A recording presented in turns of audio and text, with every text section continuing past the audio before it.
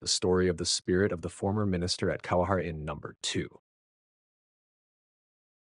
Once upon a time, there was a residence called Kawahara-in built by the former left minister of Murasaki. It was designed to resemble the salt storehouses of Mutsu province, with a pond filled with tidal water. The residence was intricately and elegantly constructed to reflect various beautiful aspects. After the minister's death, his descendants took care of the residence and it became part of the Uda-in estate. During the time when the residence was occupied by the Uda-in, Emperor Daigo frequently visited and was known for his refined and noble demeanor.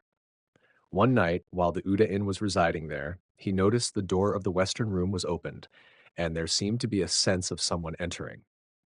When he looked out, he saw a person dressed in formal attire, wearing a sword and carrying a ceremonial staff, standing a couple of rooms away. The Udain inquired, "Who is that person?" He was told, "That is the spirit of the former master of this house." The Udain asked, "Is that the former minister Murasaki?" To which the reply was, "Yes, indeed."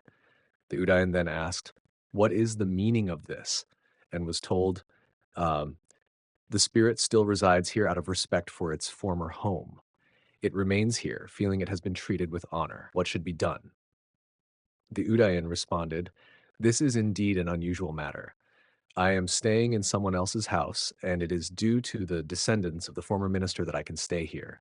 Though it is said to be a spirit, it does not seem to understand the situation. Why does it act this way?" The Udayan then firmly dismissed the spirit, which disappeared. Afterward, the spirit did not reappear. People of that time remarked on this incident, saying the Udain showed great respect and was unlike ordinary people in his reaction. The former minister's spirit was treated with such reverence, showing a different and dignified response. Thus, the story has been passed down. The story of the child's hand appearing from a pillar in the peach orchard, number 3. Once upon a time, the peach orchard, Toen, referred to what is now the Seisonji Temple. In the past, before it was a temple, it was the residence of the left minister of the Western Palace. At that time, there was a pillar in the corner of the main hall of the sleeping quarters, which had a knot hole. During the night, a small child's hand would emerge from this knot hole and beckon to people. The minister, upon hearing of this strange occurrence, was greatly astonished and alarmed. He tried to address the issue by tying scriptures around the hole, but the hand continued to appear and beckon. Even after placing religious icons and offerings, the phenomenon did not cease. Despite various efforts to stop it, the hand continued to appear and beckon every night, particularly when everyone else was asleep. During this period, someone decided to test the situation. He inserted a single arrow into the hole. As long as the arrow remained there, the hand did not appear.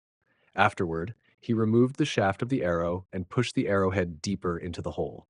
Following this action, the hand stopped appearing completely.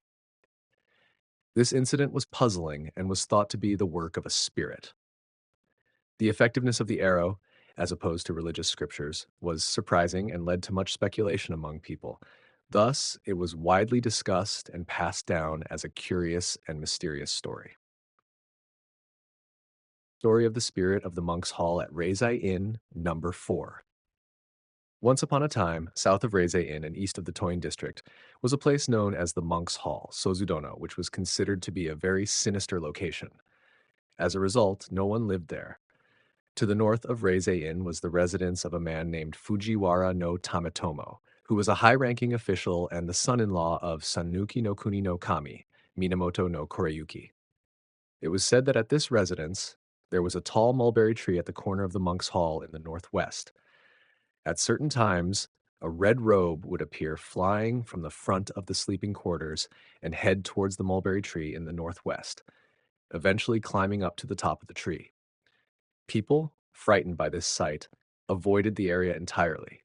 However, a soldier stationed at the residence of the Sanuki governor saw the robe flying and decided, "I will shoot down that robe." Those who heard this encouraged him, saying, "You should definitely try." The soldier went to the monk's hall at dusk, climbed onto a bamboo scaffold on the south side, and waited. As the red robe flew over the eastern part of the area, the soldier aimed with his bow and shot an arrow. He thought he had successfully shot through the robe, But despite the arrow hitting, the robe continued to climb up the mulberry tree. When the soldier checked the ground where the arrow had struck, he saw that it was covered in blood. Returning to the residence of the Sanuki governor, he recounted the events to those who had encouraged him. They were all greatly frightened. The soldier died in his sleep that night. Those who had urged him began to speak ill of the soldier, saying, "He died for nothing and with no gain." Indeed, it was a senseless act to risk one's life to show bravery, and it was a story passed down as an example of pointless and futile actions. Thus, the story has been passed down. The story of the water spirit in the Reizei-in, number 5. Once upon a time, the area where the Yosei-in was located extended 2 town blocks to the north of Nijo, west of the Toin district, south of the Oi Gate, and east of the Abura Alley. After the abandonment of the palace, the small street of Reizei-in was opened up, and the northern part became residential, while the southern part retained a few ponds. During the summer, when people lived in the area, an old man about 3 feet tall would come at night to the western terrace. He would search the faces of those sleeping there. Though it was strange and frightening, people did nothing out of fear and continued to feign sleep. The old man would then quietly leave and disappear near the pond, vanishing as if he were erased. Since there was no one to clean the pond, it was overgrown with water plants and reeds, making it a scary place. People began to fear that this old man might be a resident of the pond. Eventually, each night he continued to appear, and those who heard of this grew increasingly fearful. A soldier was assigned to capture him, armed with rope and waiting all night by himself. Though he initially did not appear, the soldier, growing impatient and dozing off, was suddenly awakened by the feeling of something cold against his face. Startled, he captured the old man with the rope and bound him securely to a railing. When people were alerted and gathered with torches, they found the old man, dressed in light yellow garments, bound and striking his own face. Despite questioning, he did not answer. After a while, he began to look around and asked in a thin, plaintive voice if a large tub of water could be provided. When a large tub was placed before him, the old man stretched his neck towards it and said, "I am a water spirit." He then dropped into the water with a splash and disappeared, leaving no trace of the old man. The tub of water overflowed, and though the ropes remained, they were submerged in the water. The old man had become part of the water and thus vanished. Witnesses were astonished and amazed by the event. The water from the tub was carefully carried and poured into the pond. After this incident, the old man never appeared again. It was said that he was indeed a water spirit in human form. Thus, the story has been passed down. The story of the copper spirit in East Sanjō, number 6. Once upon a time, when the Shikibu Kyo, Ministry of Ceremonies, lived in the East Sanjō mansion, there was a large, 3-foot-tall copper figure that would occasionally walk around the southern mountain. The master of the house, noticing this strange occurrence, grew concerned.